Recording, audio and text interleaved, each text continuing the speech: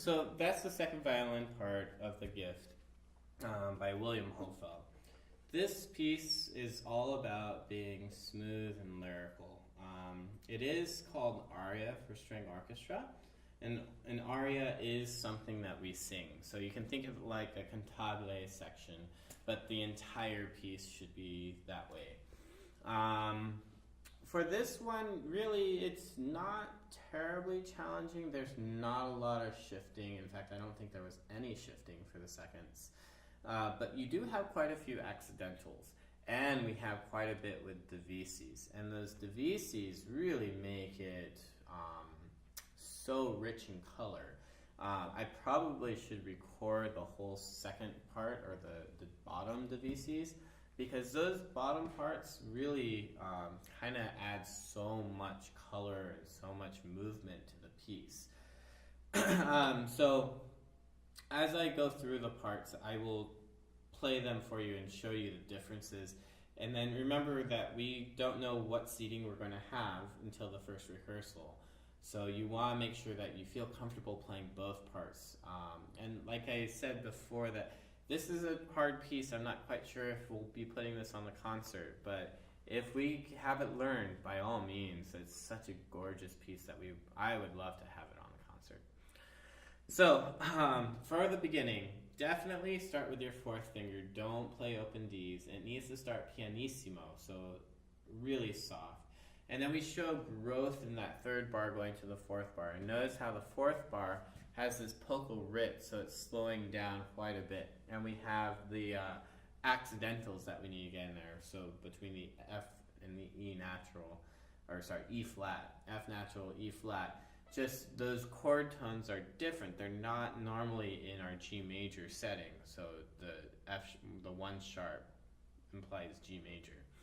So we want to make sure that we have all the right notes. In this case, we're going to be doing a low finger pattern to get ready for that F natural and the E flat that's coming up. So from the beginning, really soft.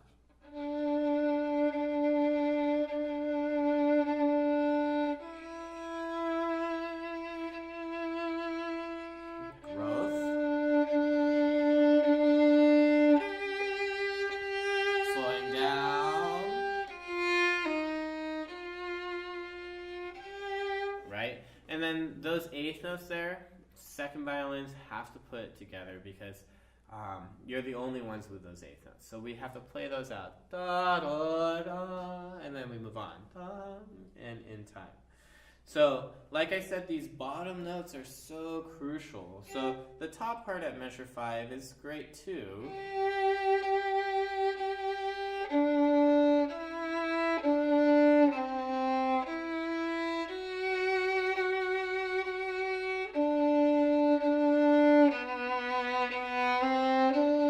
But the bottom part actually adds so much color to it.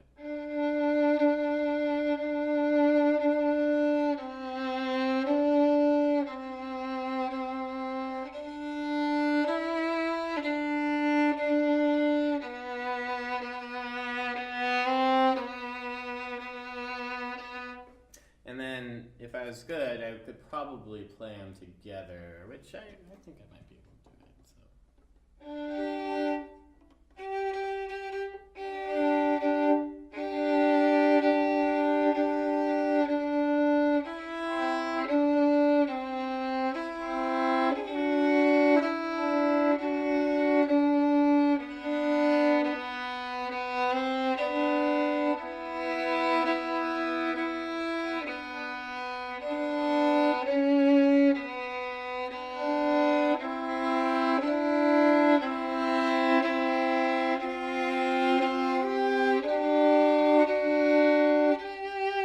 Something like that, just maybe a little bit better in tune.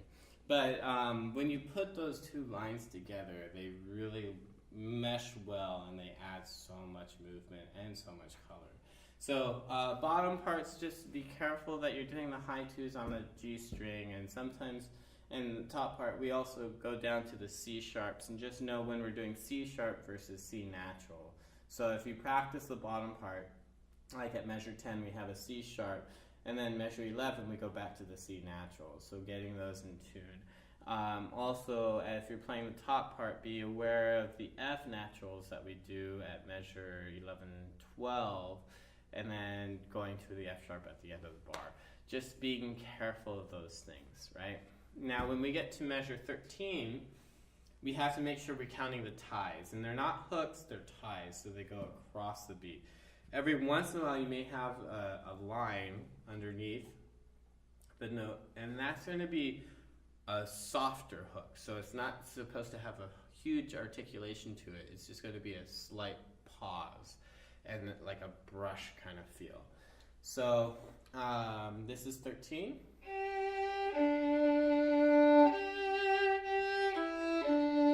Notice that little hook had just a slight pause and a little bit of a brush feel.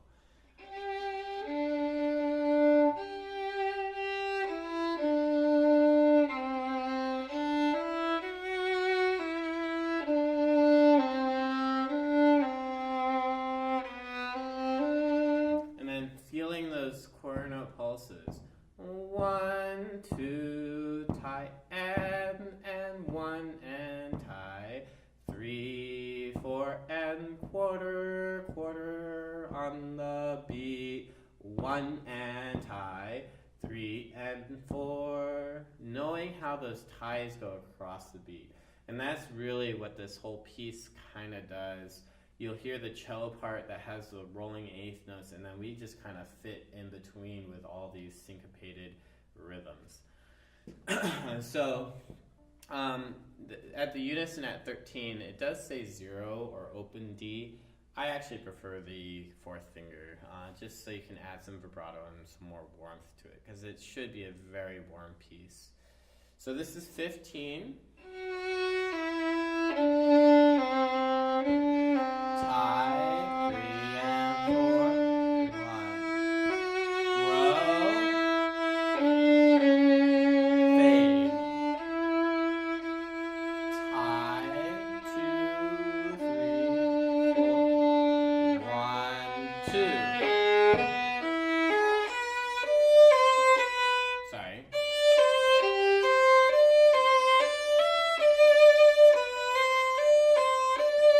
Now, this whole section here is only marked mezzo forte. It's lovely. Really, it's like one of those things that we should just play out because it's so well written. But the melody is in the cellos, and we have to make sure that they're always heard. So even though it's a beautiful sound,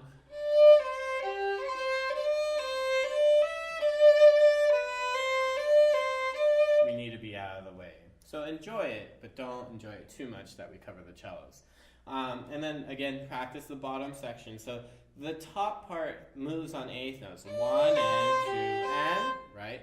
And then the bottom part has that same dotted quarter note sort of hook, slight hook. 1, 2, and 3.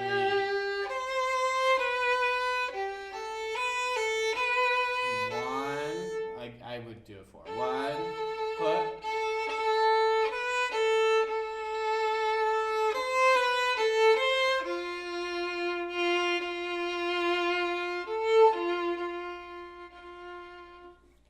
It's a beautiful line just the same, right?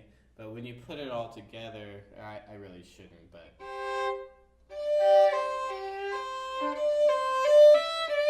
yeah, it's practically impossible for me to do all of it together. But it is really gorgeous when we put it all together. So learn both parts. Look at it carefully. Know how those notes fit together. Know about those finger patterns. Measure 20, we do have that G sharp. So high 2 to low 1, back to high 2, 1, high 3 for G sharp, and then moving on. Right? And then we get to measure 25. Here's 24.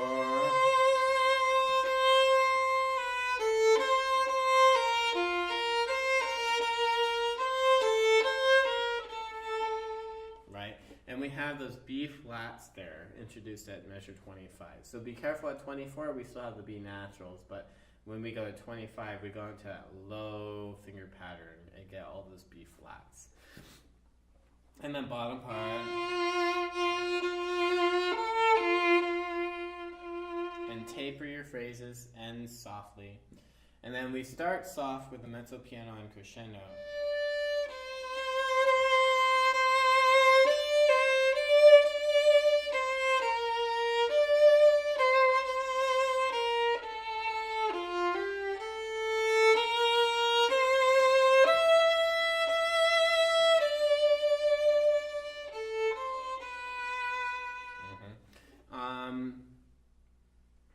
Right, and then bottom parts, knowing those divisis, so starting at 30 again.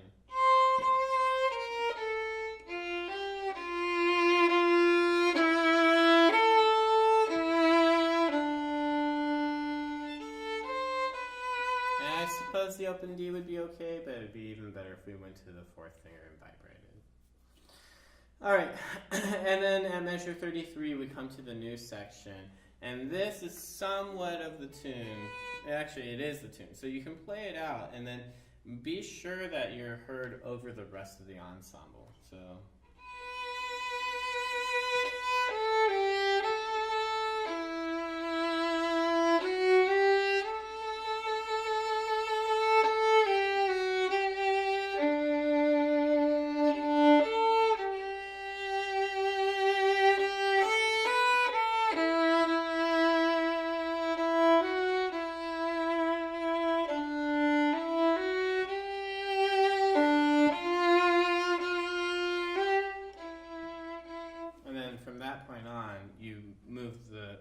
Gets passed on to the cellos and violas.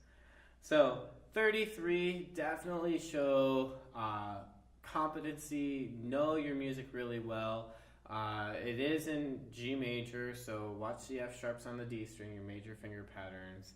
And then also know that we have to show just a little bit of growth on the ties so that you feel it moving somewhere. So it shouldn't feel 1, 2, 3.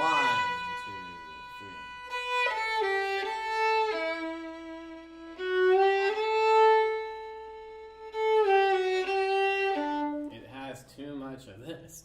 So we need to make sure we show momentum, so grow, like do crescendos through the ties. 1, 2, connect.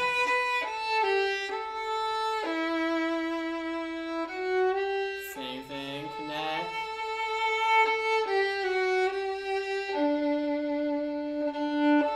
Same, big crescendo.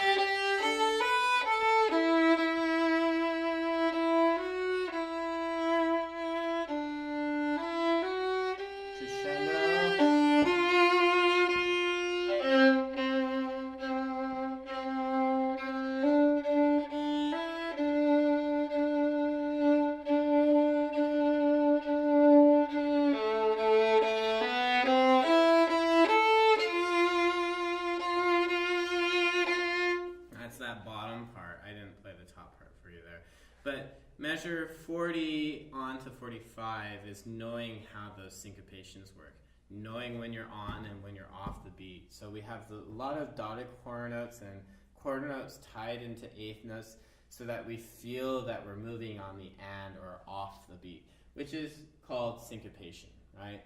So 40, what did I say, 40, measure 40. So it goes 1, 2, and 3, 4, 1, and slur. On the beat, with an F sharp this time. So 41, 2, and 3, 4, 1, and 2, and 3, and 4, and 1, and 2, 3, 4, tie, off.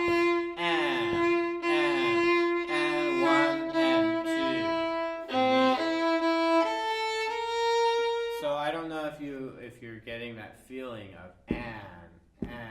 So you're not on the beat. 1 and 1 and 2. So it always alternates. So measure 40s on the beat. 1, 2, and 3, 4. And then 41's off the beat. 1 and 2 and 3 and 4. And then 42 is back on. 1 and 2 and 3 and 4, 1. And then when you get to 40, what did I say? 1, 2, 3, you're off the beat. 1 and 2 and 3 and 4. And then 44 is back on. 1 and 2, 3 and 4 and.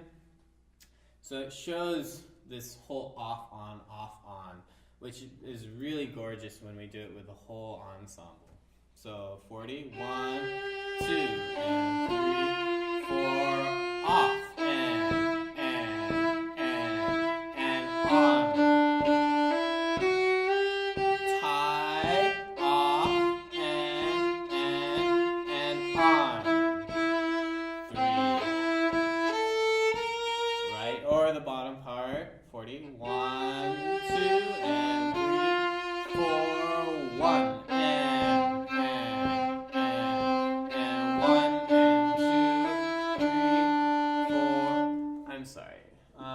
If you look carefully, that really should be a quarter note D. So you don't need to slur the open D. So it should be 40, 1, 2, and 3, 4, off, and 1 and quarter,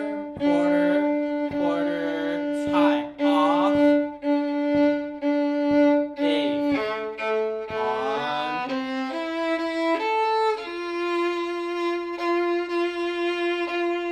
1 crescendo, all F's, getting louder, 1, 2, 3, 4, 1, 2. And then, so the loudest part is going to be the beginning of the diminuendo. So that A has to be loud,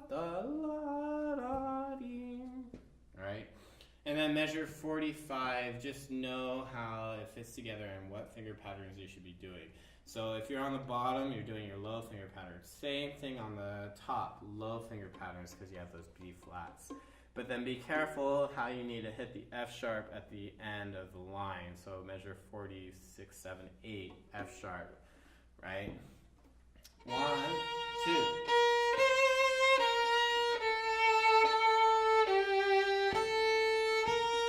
Two, 3, crescendo, 1, fade, 1, 2, tie, and triplet, 1, 2, 3, 4, 1, tie, and tie, triplet, 1, 2, 3, 4, 1, 2, triplet, 1, 2, 3, 4. So now when we get to these triplets here at measure 49, 51, and then ultimately at 53, there's many different ways in which we can counter triplets. So one way you can count 1 lali, 2 lali, 3 lali, 4 lali, so you're breaking it up to 3 eighth notes to the bar or to the beat. Or you can count 1 2 3 and just skip the and of your 16th notes. Or you can also say triplet, even though they're called triplets, which is just 2 syllables, we can think triplet. I try not to do that because then my kids start saying triplets whenever they see them, but they're actually triplets. So, with my little kids, I often tell them strawberry. So fitting 3 syllables into 1 pulse or 1 beat. So when you get to measure 49, you got to count the ties and know how you are syncopated for after the first tie, and then you are also a syncopated triplet. You don't play the first part of the triplet. So triplet is what you have, or strawberry, right? So you're going to count 1, 2, tie and berry, 1, 2, 3, 4, 1, tie and tie. feel that strawberry, right? I kind of goofed it on the last one. So 1, 2, 3, and 4. 1, 2, 3, 4. 1, 2, and 3, 4. Lolly. With the right notes this time. So again, it's 1, 2, 3, and 4. Lolly. 1, 2, 3, 4. 1, 2, and 3, 4. Lolly. 1, 2, 3, 4. 1, 2. Triplet. 1, 2, 3, 4. Now that last triplet at measure 53 is actually notated as quarter notes because those quarter notes are a triplet over the half note.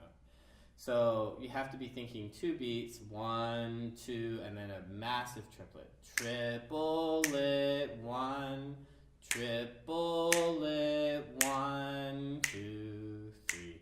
It's a little tricky to do, but you'll hear how it needs to space out. But you can think of the half note pulse.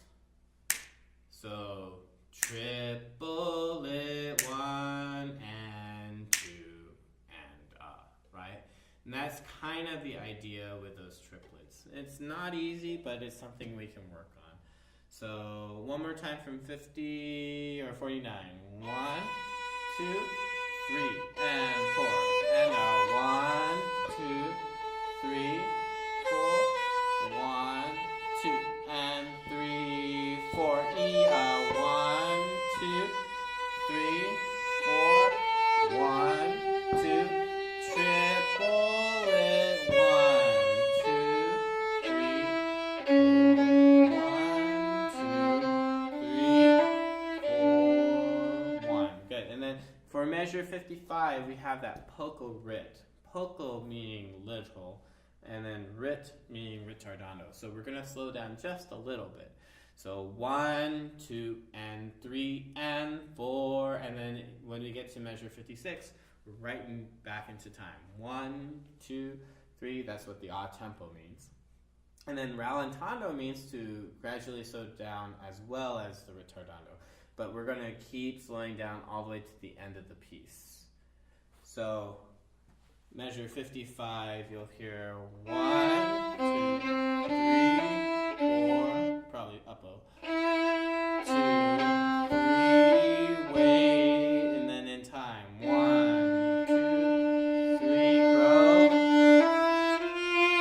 2, slowing down, and 1, 2, 3, 4, 1, 2, still slowing down, and 4, and 1, 2, 3, 4, break, and count. 1, 2, 3, 4, 1, 2, 3, 4, off. And then you also have the bottom divisi, which is a G. Now, the last thing I'm going to say is measure 60 on that B flat. When you come in, it's the beginning of the diminuendo, so it should probably be the loudest part. And then I believe it's just you guys that move. So that B flat played out, and then the diminuendo, fade to nothing, and then last note after the break.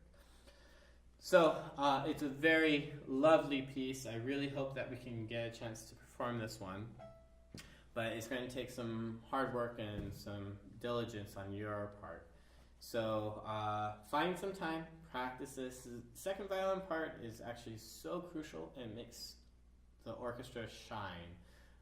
And then there's so much built into this that you really have to work it out and understand. So good luck and happy practicing.